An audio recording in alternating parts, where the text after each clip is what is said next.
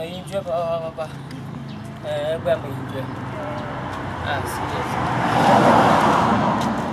Mana macam dana magaya. Kalau kalau aku awam mana ambil nata. Asyik belajar apa?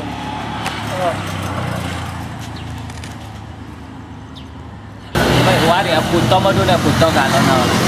Wah, hoya jo hoya bom. Siap. Ayo baik. Aku tahu mana dulu aku tahu kalau ni lah. Baik. Apa tu time mana? Kami so. Sama aku ya. Kami so lah. Ayo. Kau nak tahu ke?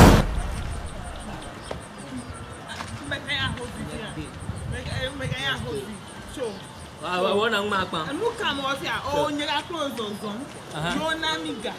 Nama bau nalo. Ni jangan benda kau ni aku ni nama. Oh, nak ikut maka? Ni aku kau gana kau tol. Oh.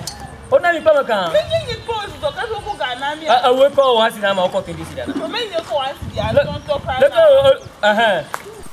Lako joya. Oha senyana rasia. Nyo vai cuma tu gona. Ye mako wasi nama dah. Amaton na 20 cedi. Avo. Ya huelo. Makwene lo. Fivi lo.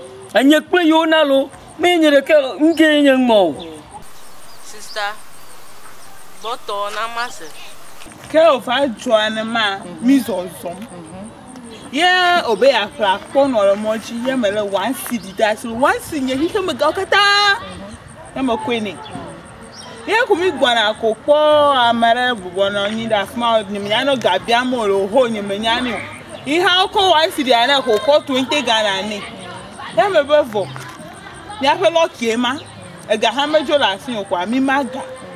Yo gbe. Nya meleke. Hola. Me kumi amaga fia. Efonye, enye jovi.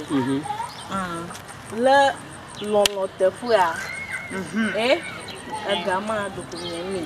Ala be ha, atoto te mo konu ofilo. Tadi mede kuku. Ba edrana pata. Blave madi. Me owo afa enyana to. Ema avwa, asunya avwa. Ndeka minye.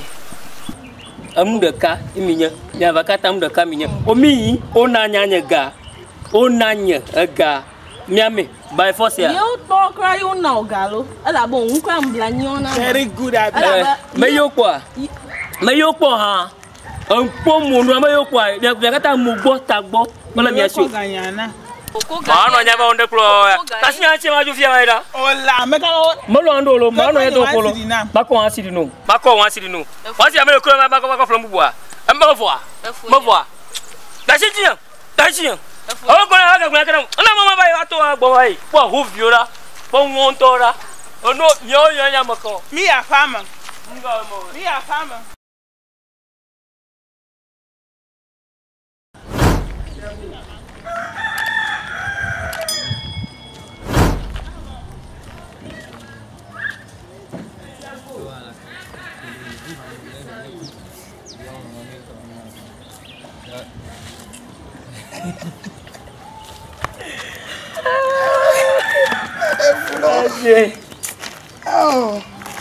Oh, Maria mo.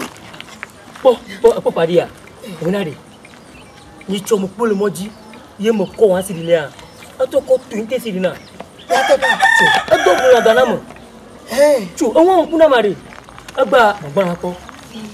20 sidi. Aga bo suganto. Ya bia tinda ma bo 50 si alo 100 sidina. Ato bula ga awon kuna.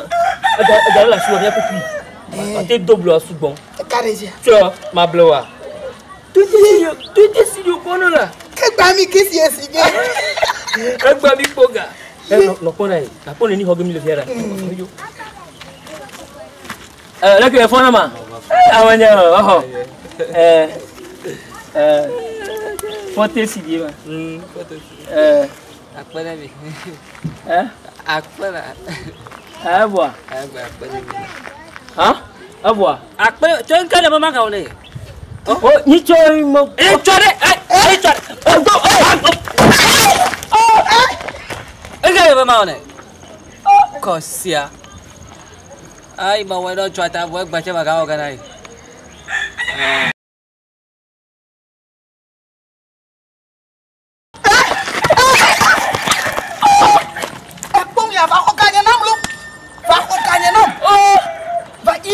Oh, jadi bola.